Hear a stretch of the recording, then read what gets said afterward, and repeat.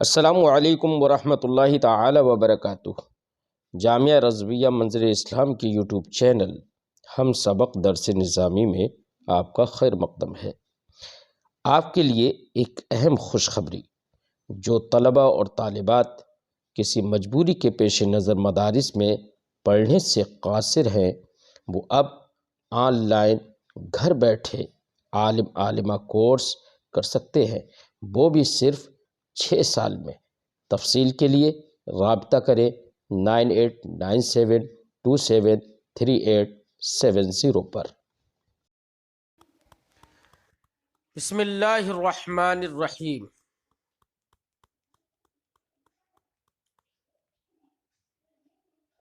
باب غیرت النساء و وجدہن۔ یہ باب ہے عورتوں کی غیرت اور ان کے غیظ و غضب کے بیان میں۔ امام بخاری علیہ الرحمت والرضوان یہ باب باندھ کر یہ درس دینا چاہتے ہیں کہ عورتوں کے اندر غیظ و غضب بہت زیادہ ہوتا ہے، اور ان کو بالخصوص اپنی سوکن یعنی ضرہ جسے کہیں، اپنے شوہر کی دوسری بیوی کے معاملات کو دیکھ کر، اس کی تعریف سن کر زیادہ غصہ آتا ہے، اور یہ در حقیقت شوہر سے اپنائیت اور شوہر سے انتہا درجے کی محبت پر دلیل ہوتی ہے۔ کیونکہ اگر شوہر سے محبت ہے تبھی عورت اپنے ساتھ شوہر کی محبت میں کسی کو شریک نہیں کرنا چاہتی ہے۔ یہ عورتوں کی فطری بات ہے،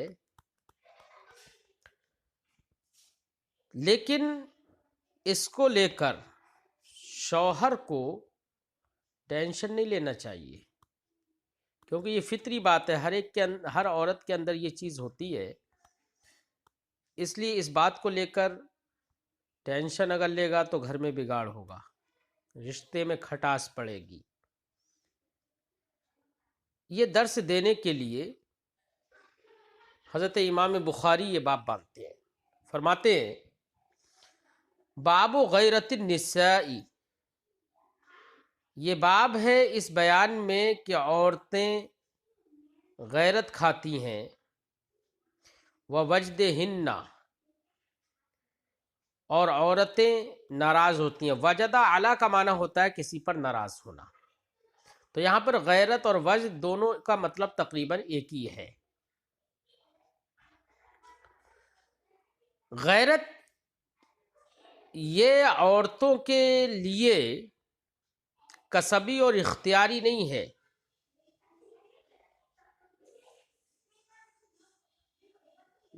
اس لیے اس پر شوہر کو پریشان بھی نہیں ہونا چاہیے، بلکہ سمجھانے کی صرف کوشش کرنا چاہیے۔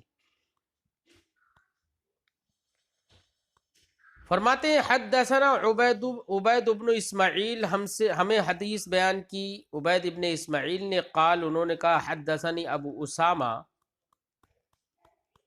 انہوں نے کہا مجھ سے حدیث بیان کی ابو اسامہ نے، روایت کرتے ہوئے عن ہشام عن ابی، ہشام ابن عروہ سے، اور وہ روایت کرتے ہیں اپنے والد عروہ ابن زبیر سے، وہ روایت کرتے ہیں عن عائشہ، حضرت عائشہ صدیقہ رضی اللہ تعالی عنہا سے، قالت، انہوں نے فرمایا، قال لی رسول اللہ صلی اللہ علیہ وسلم، رسول اللہ صلی اللہ علیہ وسلم نے مجھ سے فرمایا، انی لأعلم اذا کنت عنی راضیۃ، سرکار نے فرمایا میں جانتا ہوں، میں جان لیتا ہوں جب تم مجھ سے راضی ہوتی ہو، وَإِذَا كُنْتِ عَلَيَّ غَضْبًا، اور میں تب بھی جان لیتا ہوں جب تم مجھ پر नाराज होती हो। قالت حضرت عائشہ نے فرمایا فقلتو تو میں نے کہا من این تعرف ذالک، یا رسول اللہ یہ میرا غیظ و غضب، میرا غصہ اور میرا رضا، میری خوشنودی، میری خوشی، یہ سب آپ کیسے جانتے ہیں، کہاں سے جانتے ہیں؟ فقالت، تو سرکار نے فرمایا اما اذا کنتی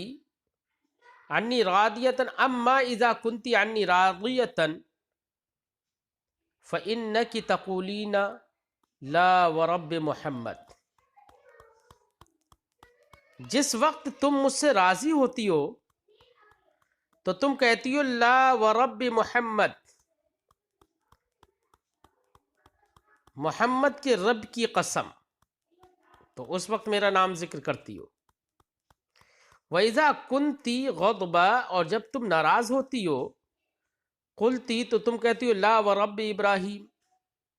ابراہیم کے رب کی قسم، تو اس وقت میرا نام نہیں لیتی ہو، میں سمجھ جاتا ہوں کہ تم مجھ سے ناراض ہو۔ قالت، حضرت عائشہ نے کہا قلت اجل، میں نے کہا ہاں، اجل یہ حرف ایجاب ہے۔ واللہ یا رسول اللہ ما احجر الا اسمک، حضرت عائشہ فرماتی ہیں کہ یا رسول اللہ میں حضرت ابراہیم کا نام تو لیتی ہوں، یہ تو کہتی ہوں لا ورب ابراہیم، لیکن یا رسول اللہ یقین کریے، خدا کی قسم کھا کر کہتی ہوں ما احجر الا اسمک، میں صرف اور صرف آپ کا زبان نام چھوڑتی ہوں، زبان پر آنے میں نام چھوڑتی ہوں، یعنی صرف زبان پر نام نہیں لاتی ہوں بس۔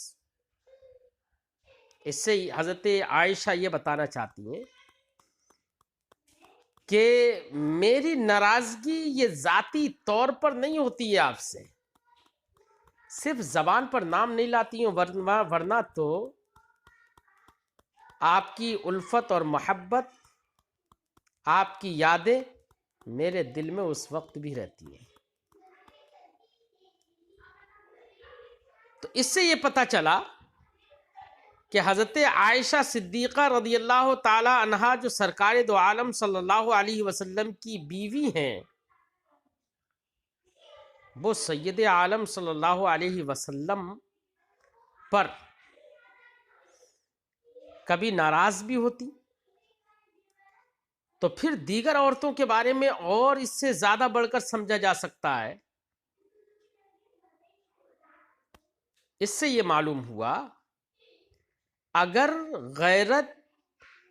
اور کچھ باتوں پر جو طبیعت کے موافق نہ ہوں ان پر ناراضگی یہ عورت کے لیے کسبی اور اختیاری نہیں ہے، اور یہی امام بخاری درس دینا چاہتے، لہذا سرکار نے جیسے کہ خوشی بخوشی ان کے غصے کو بھی دیکھا، ان کو زجر و توبیخ بھی نہیں فرمائی، یہ درس ہے اس بات کا کہ بیویوں میں آپس میں اس طرح کی باتیں ایک دوسرے کو دیکھ کر ہوتی ہیں جب، تو ان باتوں کو لے کر غصہ نہیں کرنا چاہیے۔ حدثنی احمد بن ابی رجاء، امام بخاری فرماتے مجھ سے حدیث بیان کی احمد ابن ابی رجاء نے، قال انہوں نے کہا، انہوں نے فرمایا کہ ہم سے حدیث بیان کی النضر، نضر نے روایت کرتے ہوئے عن ہشام سے، قال انہوں نے کہا اخبرانی ابی، مجھے خبر دی میرے والد عروہ نے،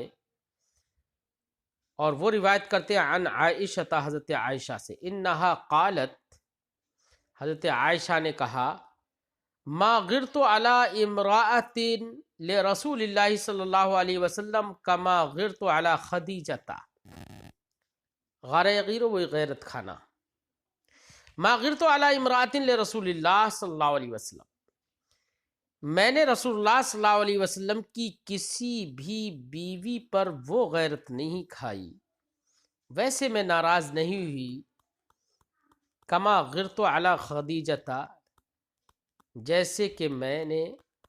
غیرت کھائی، مجھے غیرت آئی علی خدیجہ، خدیجہ پر۔ غیرت سے مراد یہاں پر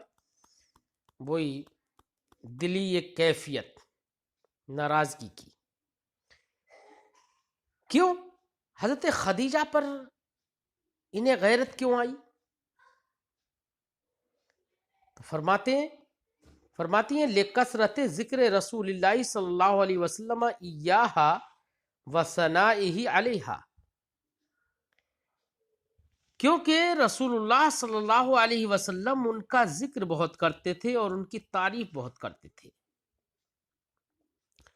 تو رسول اللہ صلی اللہ علیہ وسلم ان کی تعریف کرتے تھے، ان کا ذکر کرتے تھے۔ یہ اس وقت کی بات ہے جبکہ حضرت خدیجۃ الکبریٰ رضی اللہ تعالی عنہا کا انتقال ہو چکا تھا۔ تو ان کی عدم موجودگی میں نبی کریم صلی اللہ علیہ وسلم ان کی تعریف کرتے تھے، ان کا ذکر کرتے تھے۔ اس سے پتہ چلتا ہے کہ نبی کریم صلی اللہ علیہ وسلم حضرت خدیجہ سے بہت محبت کرتے تھے، کیونکہ ایک روایت میں ہے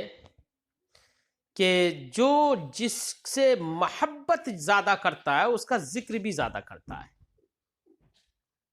اور نبی کریم صلی اللہ علیہ وسلم ذکر زیادہ کر رہے ہیں، اس کا مطلب حضرت خدیجہ سے بہت محبت کرتے تھے۔ جب حضرت خدیجہ سے محبت کرتے تھے، ان کا جب ذکر سنتی تھی حضرت عائشہ تو دل میں ناراضگی کی کیفیت پیدا ہوتی تھی۔ یہی ہے غیرت کھانا۔ وقد اوحی الی رسول اللہ صلی اللہ علیہ وسلم، جبکہ رسول اللہ صلی اللہ علیہ وسلم کی طرف وحی کر دی گئی تھی، اللہ نے وحی فرما دی تھی کس بات کی؟ ان یبشرھا ببیت لھا فی الجنہ۔ اس سے اور زیادہ غیرت ہوئی، اس سے اور زیادہ دل میں غضب کی کیفیت پیدا ہوئی۔ کیا کہ اللہ کے رسول صلی اللہ علیہ وسلم کی طرف وحی کر دی گئی ان یبشرھا ببیت لھا فی الجنۃ من قصب۔ یہ وحی کر دی گئی کہ اللہ کے رسول صلی اللہ علیہ وسلم حضرت خدیجہ کو، یبشرھا میں ہا ضمیر جو ہے وہ خدیجہ کی جانب لوٹ رہی ہے، کہ حضرت خدیجہ کو خوشخبری دے دیں، مژدہ سنا دیں، ببیت لھا ان کے گھر کا۔ کون سے گھر کا؟ فی الجنہ، جنت میں ان کے گھر کا مژدہ سنا دیں کہ تمہارے لیے جنت میں گھر ہے، اللہ نے تمہارے لیے جنت میں گھر تیار فرما دیا ہے۔ کائے کا گھر؟ من قصب، قصب کا۔ قصب کہتے ہیں موتیوں کو، وہ موتی جو اوپر سے چمکتا ہوا ہو اور اس کے اندر وہ کھوکھلا ہو، اسے قصب کہتے ہیں۔ اور بعض لوگوں نے یہ بھی کہا کہ قصب وہ کپڑا ہوتا ہے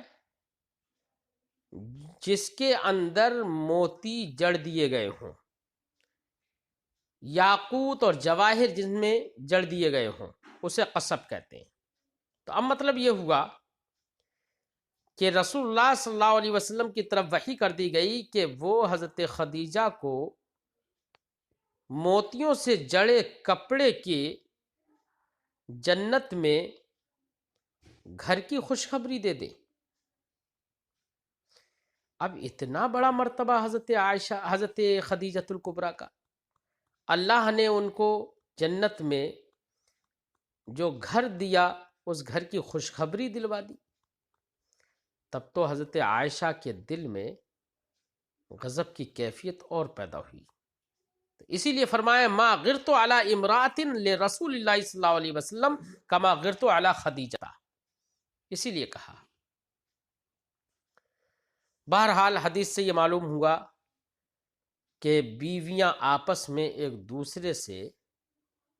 دل میں ناراضگی کی کیفیت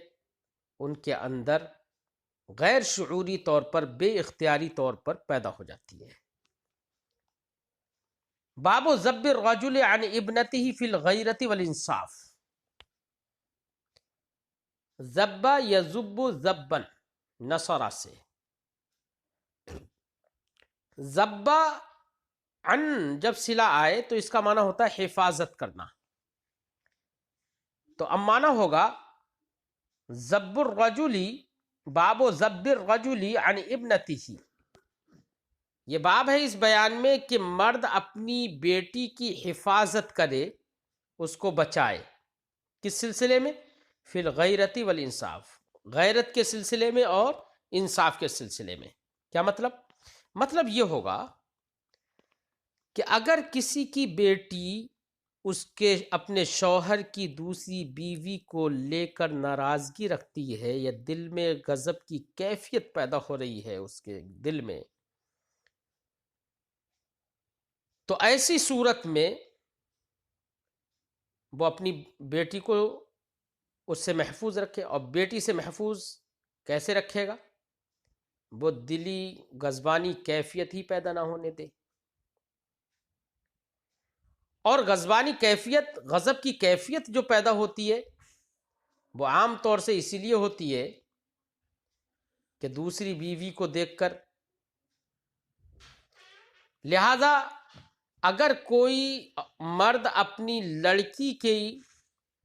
اس غضب کی کیفیت سے لڑکی کو محفوظ رکھنا چاہتا ہے تو وہ یہ بھی کر سکتا ہے کہ اس لڑکی کے شوہر سے کہہ دے کہ تم دوسری شادی مت کرنا، میری بیٹی کو تکلیف ہوگی۔ اور جب وہ دوسری شادی نہیں کرے گا تو یہ والی کیفیت، یہ غیرت والی کیفیت پیدا نہیں ہوگی۔ اس باب میں امام بخاری نے جو روایت ذکر کی ہے، اس روایت کا خلاصہ یہ ہے کہ نبی کریم صلی اللہ علیہ وسلم کی بیٹی حضرت فاطمہ رضی اللہ تعالی عنہا، جو کہ حضرت علی ابن ابی طالب رضی اللہ تعالی عنہ کے نکاح میں تھیں، تو حضرت علی رضی اللہ تعالی عنہ نے ایک مرتبہ سرکار سے اجازت طلب کی تھی کہ یا رسول اللہ اگر آپ اجازت دیں تو میں ابو جہل کی لڑکی سے نکاح کر لوں۔ تو سرکار دو عالم صلی اللہ علیہ وسلم نے ارشاد فرمایا کہ میں تمہیں اجازت نہیں دیتا ہوں، میں تمہیں اجازت نہیں دیتا ہوں، نہیں دیتا ہوں اجازت۔ تو سرکار نے جب اجازت نہیں دی تو حضرت علی نے نکاح بھی نہیں فرمایا۔ اور یہ بھی نکاح اس لیے کہ لڑکی کے گھر والوں نے حضرت علی سے نکاح کرنے کے لیے فورس کیا تھا، تو سرکار سے حضرت علی نے یہ اجازت طلب کی، لیکن سرکار نے اجازت نہیں دی۔ تو حضرت علی رضی اللہ تعالیٰ عنہ کو اجازت نہیں دی کیونکہ سرکار نے پھر اس کی وجہ بھی بتائی، فرمایا کہ فاطمہ میری جگر پارہ ہے، فاطمہ کے دل کو تکلیف ہوگی، اور جب فاطمہ کے دل کو تکلیف ہوگی تو مجھے بھی تکلیف ہوگی۔ محدثین نے فرمایا کہ نبی کریم صلی اللہ علیہ وسلم کو تکلیف دینا بالاتفاق حرام ہے۔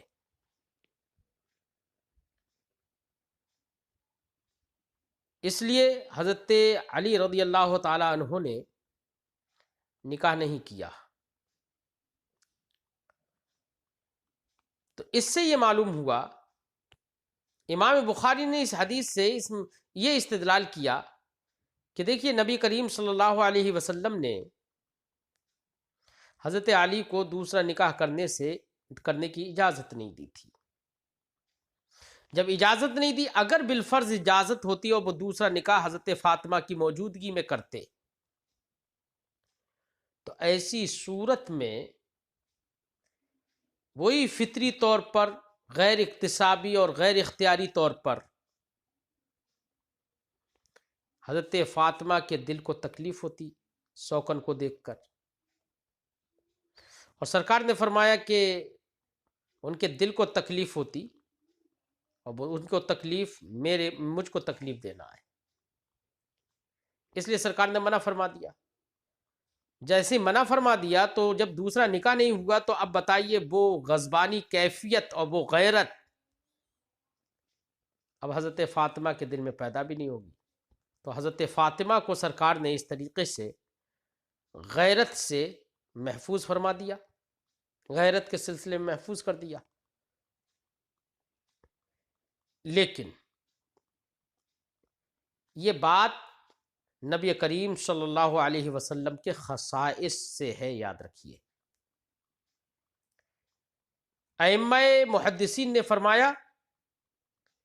کسی اور کے لیے یہ جائز نہیں کہ وہ یہ بات کہہ کر کسی کو نکاح کرنے سے روکے،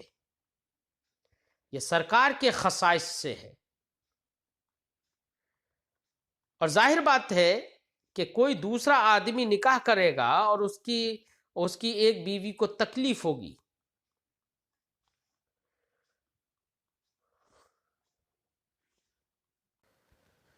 تو سرکار کے علاوہ کسی کو یہ اجازت نہیں ہے، کیونکہ اگر کسی نے دوسری بیوی سے نکاح بھی کر لیا تو ایک بیوی کو اگر تکلیف بھی ہو رہی ہے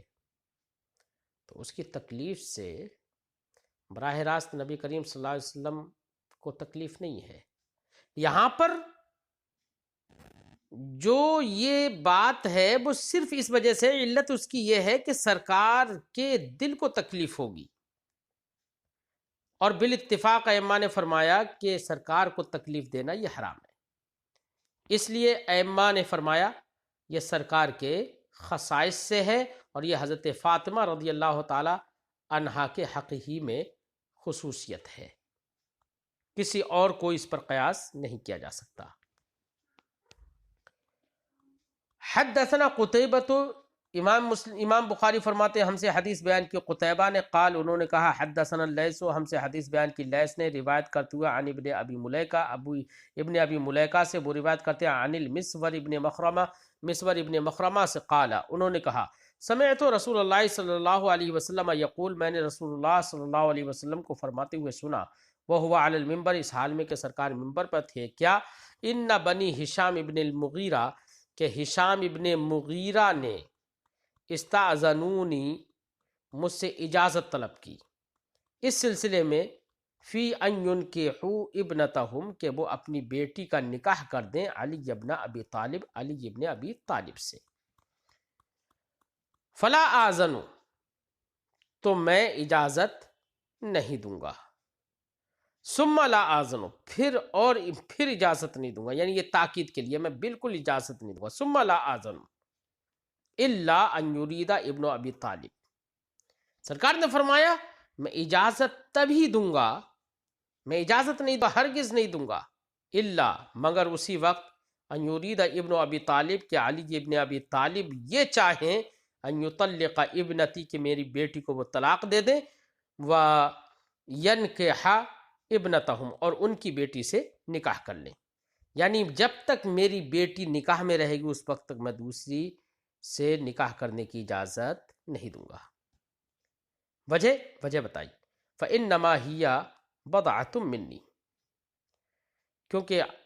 فاطمہ تو میرا ٹکڑا ہے، یریبنی ما ارابہا،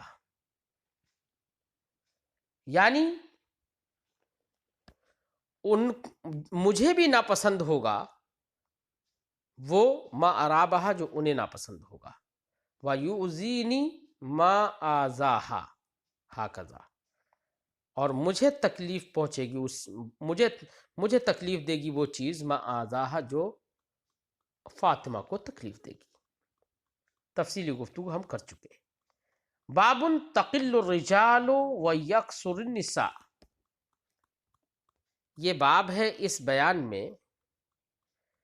کہ آخری زمانے میں مرد کم ہو جائیں گے اور عورتیں زیادہ ہو جائیں گی۔ یہ قیامت کی نشانیوں میں سے ایک نشانی بتائی گئی ہے کہ مرد کم ہو جائیں گے اور عورتیں زیادہ ہو جائیں گی۔ الرجال اور النساء یہ دونوں جمع مکسر ہیں، اور جمع مکسر کے اندر، جمع مکسر واحد مؤنث کے حکم میں ہوتے ہیں، اسی لیے تقل الرجال یہ بھی کہنا جائز ہوگا اور یقل الرجال کہنا بھی جائز ہوگا. ایسے یکسر النساء کہنا بھی جائز ہوگا اور تکسر النساء کہنا بھی جائز ہوگا. قال ابو موسیٰ اور ابو موسیٰ نے کہا عن النبی صلی اللہ علیہ وسلم، نبی کریم صلی اللہ علیہ وسلم سے روایت کرتے ہوئے، فَيُرَى الرَّجُلُ الْوَاحِدُ تَتْبَعُهُ 40 امْرَأَةً يَلُذْنَ بِهِ، کہ دیکھا جائے گا ایک الرجل الواحد، ایک مرد دیکھا جائے گا، یعنی آخری زمانہ ایسا بھی زمانہ آئے گا جس میں فَيُرَى الرَّجُلُ الْوَاحِد کہ ایک آدمی دیکھا جائے گا تَتْبَعُهُ 40 امْرَأَةً کہ جس کے تابع 40 عورتیں ہوں گی. اور بعض نسخوں میں یہاں پر یتبعہ نسوتن بھی ہوئے،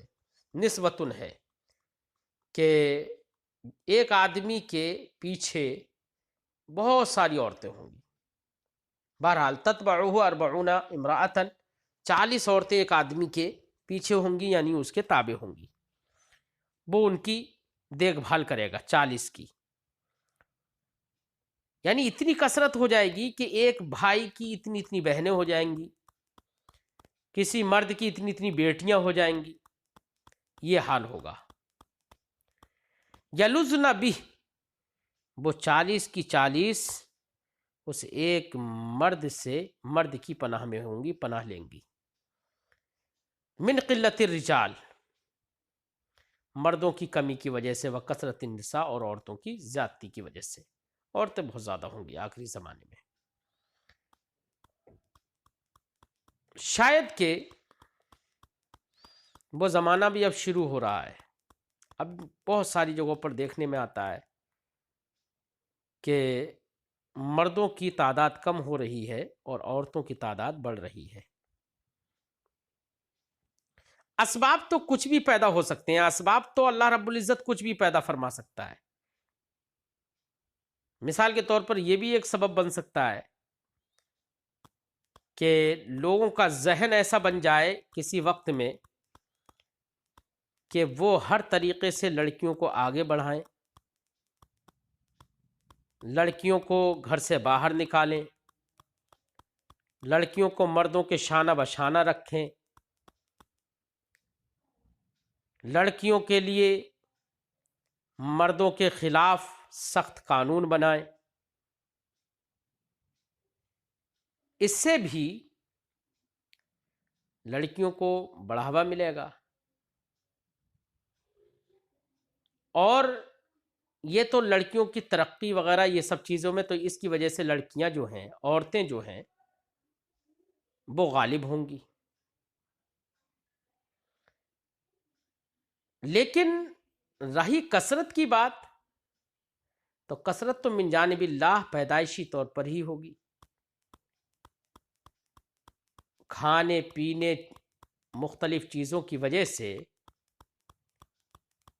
کچھ ایسے اسباب پیدا ہو جائیں کہ جس کی وجہ سے لڑکیوں کی پیدائش زیادہ ہو. بہرحال یہ زمانہ قیامت کے قرب کا زمانہ ہے، زمانہ ہوگا، اور قیامت کی علامتوں میں سے اس کو ایک علامت بتایا گیا ہے. حدثنا حفص بن عمر الحوضی، ہم سے حدیث بیان کی حفص بن عمر حوضی نے، قال انہوں نے کہا حدثنا ہشام، ہم سے حدیث بیان کی ہشام نے، وہ روایت کرتے ہیں عن قتادہ، قتادہ سے وہ روایت کرتے ہیں عن انس، حضرت انس سے، قال حضرت انس نے فرمایا لأحدثنکم حدیثا سمعته من رسول اللہ صلی اللہ علیہ وسلم، میں تم کو ایک حدیث سناتا ہوں جو میں نے نبی کریم صلی اللہ علیہ وسلم سے سنی تھی. لا یحدثکم به احد غیری، صحابہ میں سے کوئی بھی میرے علاوہ تم کو یہ حدیث نہیں سنائے گا. کیوں؟ وجہ کیا تھی اس کی؟ وجہ اس کی یہ تھی کہ حضرت انس رضی اللہ تعالیٰ عنہ وہ صحابی رسول ہے کہ آپ کی موجودگی میں کوئی دوسرا صحابی رسول رہا ہی نہیں تھا. آپ نے بصرہ میں اقامت کی، وہاں پر کوئی صحابی رسول دوسرا نہیں تھا، اس لیے آپ نے فرمایا لا یحدثکم بہ احد غیری، میرے سوا وہ حدیث تم کو کوئی نہیں سنائے گا، کیونکہ حدیث جنہوں نے سرکار سے سنی تھی ان میں سے اب کوئی نہیں ہے۔ سمعت رسول اللہ صلی اللہ علیہ وسلم یقول، میں نے رسول اللہ صلی اللہ علیہ وسلم کو کہتے ہوئے سنا ہے، ان من اشراط الساعہ، قیامت کی نشانیوں میں سے ایک نشانی یہ ہے ان یرفع العلم، کہ علم کو اٹھا لیا جائے گا۔ ہم نے کتاب العلم کے اندر یہ بتایا تھا کہ علم کے اٹھانے کا مطلب یہ نہیں ہے کہ علماء موجود ہوں ان کے سینوں سے علم غائب ہو جائے گا، نہیں، علم کے اٹھانے کا مطلب یہ ہے کہ دھیرے دھیرے دھیرے دھیرے علماء کی قلت ہو جائے گی، علماء ہی نہیں رہیں گے، یہ مراد ہے۔ وَيَكْثُرُ الْجَهْلُ، سرکار نے فرمایا کہ جہل بڑھ جائے گی، جہالت عام ہو جائے گی۔ وَيَكْثُرُ الزِّنَا، اور زنا بھی زیادہ ہو جائے گا۔ آج کے زمانے میں یہ ساری چیزیں کافی حد تک پائی جاتی ہیں، کہ آج تو حال یہ ہے کہ جن کو علماء کہا جا رہا ہے ہمہ شمہ، یہ بھی علماء کہلانے کے لائق نہیں ہے، یہ حال ہے۔ علم کے نام پر تو بیشتر علماء بہت کم جانتے ہیں، تو ہم جیسے علماء جس کو عالم کہیں وہ آج کے زمانے میں تقریباً پائے نہیں جاتے ہیں، الا ماشاء اللہ۔ اتنی کمی ہو گئی علم کی، جہالت بڑھ گئی۔ اب جس کے پاس علم نہیں ہے تو علم کی ضد جہالت ہے، تو جہل تو ہو گیا۔ اور زنا کی کثرت تو یہ تو آپ جانتے ہیں کہ کچھ ملکوں میں آج بھی تہذیب کچھ ہے جس کی وجہ سے زنا میں ابھی کثرت نہیں ہوئی ہے، لیکن پھر بھی بہت بڑھ گیا، اور کچھ جگہوں پر تو زنا کو زنا غلط سمجھا ہی نہیں جاتا ہے، بہت سارے ملکوں میں۔ وَيَكْثُرُ شُرْبُ الْخَمْرِ، اور شراب کا پینا بھی زیادہ ہو جائے گا، یہ تو عام ہو چکا ہے، سوائے متدین اور سمجھدار مسلمانوں کے، ورنہ تو کافروں کی کثرت ہے، ہر جگہ پر کافروں کی کثرت ہے، اور کافروں کے یہاں پر شراب کو پینا کوئی عیب نہیں سمجھا جاتا، تو شراب کا پینا کثیر ہو گیا ہے، کتنے تو مسلمانوں میں آ گیا یہ۔ وَتَقِلُّ الرِّجَالِ، اور مرد کم ہو جائیں گے، وَيَكْثُرُ النِّسَاء، اور عورتیں زیادہ ہو جائیں گی، حتیٰ جتنی زیادہ ہو جائیں گے، حتیٰ یکون لخمسین امرأۃ لقیم، حتیٰ یکون لخمسین امرأۃ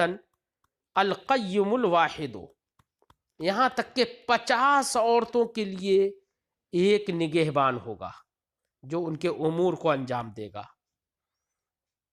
50 عورتوں کے لیے۔ اب آپ کہیں کہ اوپر جو ایک روایت ذکر کی کہ ابو موسیٰ نے کہا نبی کریم سے روایت کرتے ہوئے کہ یری الرجل الواحد تتبعہ 40 امرأۃ، وہاں پر 40 عورتوں کا ذکر تھا، یہاں پر 50 عورتوں کا ذکر ہے، تو دونوں میں ویسے کوئی تعارض نہیں ہے، کیونکہ کثرت بتانا مقصد ہے، تو کسی موقع پر 40 ذکر کیے سرکار نے، کسی موقع پر 50، یہ حال ہوگا، تو تعارض تو نہیں ہوگا، کیونکہ دونوں میں کوئی تناقض نہیں ہے، اس لیے کہ 50 کے ضمن میں 40 تو پایا ہی جاتا ہے، تعارض کہاں ہے، تناقض کہاں ہے اس میں۔ باب لا یخلون رجل بامرأۃ الا ذو محرم والدخول علی المغیبہ،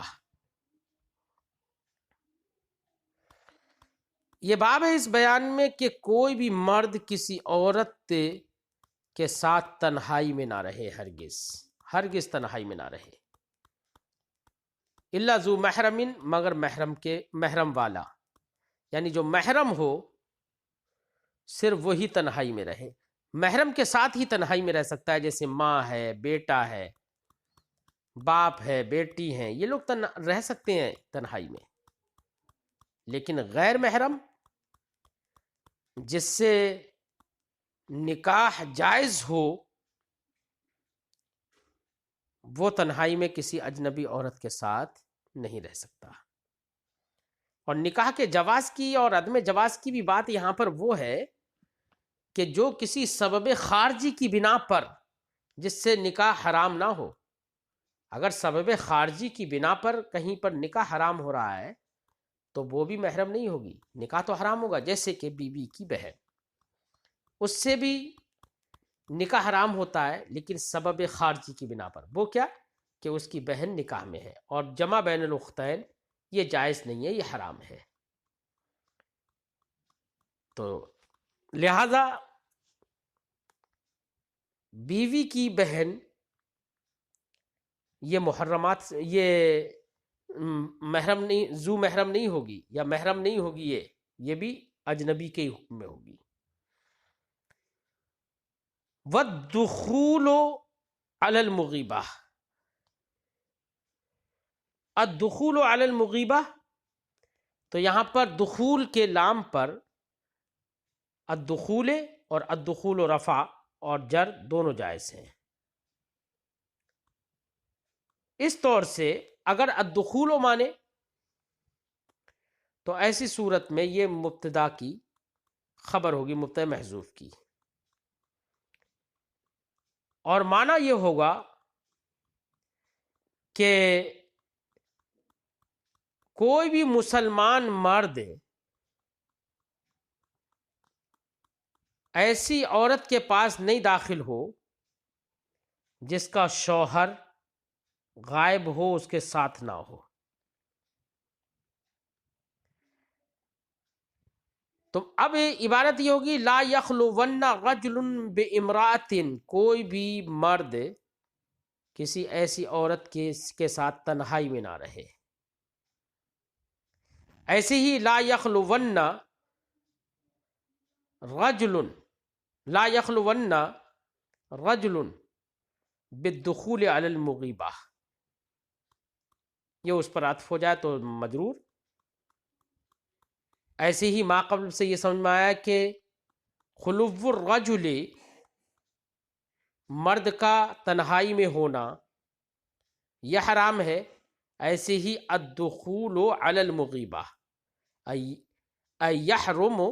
الدخول علی المغیبہ, تو ایسی صورت میں رفع پڑھنا یعنی فاعل جو ہے وہ بھی, یا یہ کہہ لو کہ یا الدخول مبتدا بنا دیں ہم خبر کو محذوف ماننے, اور کہیں الدخول علی المغیبۃ کذالک حرام, یہ بھی کہہ سکتے ہیں. تو رفع پڑھیں تو اس کو مبتدا بنا دیں, اور جر پڑھیں تو ایسی صورت میں امراتن پر یہ عطف ہو جائے گا اور یہ مجرور ہو جائے گا. معنی یہ ہے کہ کوئی بھی مرد عورت کے پاس تنہائی میں نہ رہے مگر محرم والا جس پر نکاح کرنا حرام ہو سبب خارجی کے بنا ہی. ایسے ہی مغیبہ پر داخل ہونا یہ بھی حرام ہے. مغیبہ وہ عورت کہلاتی ہے جس کا شوہر اس کے پاس موجود نہ ہو. حدثنا قتیبہ بن سعید, ہم سے حدیث بیان کی قتیبہ ابن سعید نے, قال انہوں نے کہا حدثنا لیث, ہم سے حدیث بیان کی لیث نے, وہ روایت کرتے ہیں عن یزید ابن ابی حبیب, یزید ابن ابی حبیب سے, وہ روایت کرتے ہیں عن ابو الخیر سے, وہ روایت کرتے ہیں عن عقبہ ابن عامر, عقبہ ابن عامر سے, وہ کہتے ہیں ان رسول اللہ صلی اللہ علیہ وسلم قال, رسول اللہ صلی اللہ علیہ وسلم نے ارشاد فرمایا ایاکم والدخول, یہ تحذیر کے طور پر الدخول منصوب ہے, تم ایاکم والدخول علی النساء, تم اپنے آپ کو اجنبی اور غیر محرم عورتوں کے پاس داخل ہونے سے بچاؤ. فقال رجل من الانصار, تو انصار میں سے ایک آدمی کھڑے ہوئے اور بولے یا رسول اللہ افرائیت الحمو, ہم کے بارے میں کیا فرماتے ہیں, کیا خیال ہے یا رسول اللہ ہم کے بارے میں. الحم کا معنی کیا ہوتا ہے؟ الحم وہ کا معنی ہوتا ہے شوہر کی جانب سے کوئی قریبی مرد، کوئی بھی مرد رشتہ دار، چاہے وہ شوہر کی جانب سے اس کا بڑا بھائی ہو، یا اس کا چھوٹا بھائی ہو، یا اس کا چچیرا بھائی ہو، وہ سب کے سب ہم کہتے ہیں، جس کو ہم دیور یا جیٹھ کہتے ہیں ہمارے اپنی زبان میں۔ تو الحمو کا معنی دیور یا جیٹھ کہہ لو۔ تو سرکار نے، تو انہوں نے عرض کیا رسول اللہ افرأیت الحمو، دیور اور جیٹھ کے بارے میں حضرت حضور کیا خیال ہے؟ قال، سرکار نے فرمایا الحمو الموت، دیور تو عورت کے لیے موت ہے، یعنی دیگر مرد، اجنبی مردوں سے وہ خطرہ اور خدشہ نہیں ہوتا ہے جتنا عورت کے لیے اس کے دیور اور جیٹھ وغیرہ سے خطرہ اور خدشہ ہوتا ہے۔ کیوں؟ اس لیے کہ وہ ایک ہی گھر میں رہتے ہیں، بار بار آنا جانا بھی ہوتا ہے، بسا اوقات ایک دوسرے سے اگر تنہائی میں ملیں، بات چیت کریں، تو ان سے تساہلی ہو سکتی ہے، غفلت ہو سکتی ہے۔ ہو سکتا ہے جب بار بار ملتے ہیں، بار بار آتے جاتے رہتے ہیں، تو بے تکلفی میں کچھ ان کا قدم اس بات کی طرف بڑھ جائے کہ اصول شرع اور حکم شرع کی پابندی نہ کر پائیں، اور خدا نہ کرے تو وہ زنا کر بیٹھیں، جس کی وجہ سے شریعت کی پامالی بھی ہوئی اور اپنے جان کو بھی ہلاکت میں ڈالا کہ اسلامی حکومت ہوگی تو یا تو اسے رجم کیا جائے گا یا اس کے کوڑے مارے جائیں گے، تو اپنے آپ کو بھی ہلاکت میں ڈالا۔ اس لیے سرکار نے فرمایا کہ الحم و الموت، دیور تو عورت کے لیے موت ہے، اس سے قوی اندیشہ ہے۔ اس لیے عورت کو اپنے دیور وغیرہ کے ساتھ بے پردہ ہونا یہ اس کے لیے کسی صورت میں جائز نہیں ہوگا، اور بے تکلفی اس سے ہرگز جائز نہیں ہوگی۔ حدثنا علی بن عبداللہ، ہم سے حدیث بیان کیا علی ابن عبداللہ نے، قال، انہوں نے کہا حدثنا سفیان، ہم سے حدیث بیان کی سفیان نے، انہوں نے کہا حدثنا عمرو، ہم سے حدیث بیان کی عمرو نے، وہ روایت کرتے ہیں عن ابی معبد، ابو معبد سے وہ روایت کرتے ہیں عن ابن عباس، حضرت عبداللہ ابن عباس سے، عن النبی صلی اللہ علیہ وسلم، انہوں نے نبی کریم صلی اللہ علیہ وسلم سے روایت کی، قال، سرکار نے فرمایا لا یخلون رجل بامرأۃ، کوئی بھی مرد کسی اجنبی عورت یا اجنبی نہیں غیر محرم عورت کے ساتھ تنہائی میں نہ رہے، الا مع ذی محرم، مگر محرم والے کے ساتھ۔ فقام رجل، تو ایک صاحب کھڑے ہو گئے، فقال، تو انہوں نے کہا یا رسول اللہ امراتی خرجت حاجتن، یا رسول اللہ میری بیوی حج کرنے کے ارادے سے نکلی، و کتبت فی غزوت کذا و او کذا کذا و کذا، یا رسول اللہ اور میرا نام فلاں فلاں فلاں غزوہ میں فلاں جنگ میں لکھ دیا گیا ہے، تو میں تو جنگ میں جا رہا ہوں اور بیوی میری حج کے ارادے سے نکلی ہے۔ تو سرکار نے فرمایا ارجع فحج مع امرأتک، جاؤ، پلٹ جاؤ، لوٹ جاؤ اور اپنی بیوی کے ساتھ تم حج کرو۔ کیوں بیوی؟ اب اس حدیث پاک سے یہ معلوم ہوا کہ عورت اپنے محرم کے ساتھ ہی حج کر سکتی ہے یا سفر کر سکتی ہے۔ اس لیے ہمارے فقہا نے فرمایا، یہاں پر دیکھیے نبی کریم صلی اللہ علیہ وسلم نے جنگ سے ان کو واپس کر دیا اور کہا کہ نہیں، تم واپس چلے جاؤ اور اپنی بیوی کے ساتھ حج کرو۔ کیوں؟ اس لیے کہ جنگ کا کام تو دیگر مجاہدین سے بھی چل سکتا ہے، لیکن عورت کا حج کرنا کسی اور کے ساتھ میں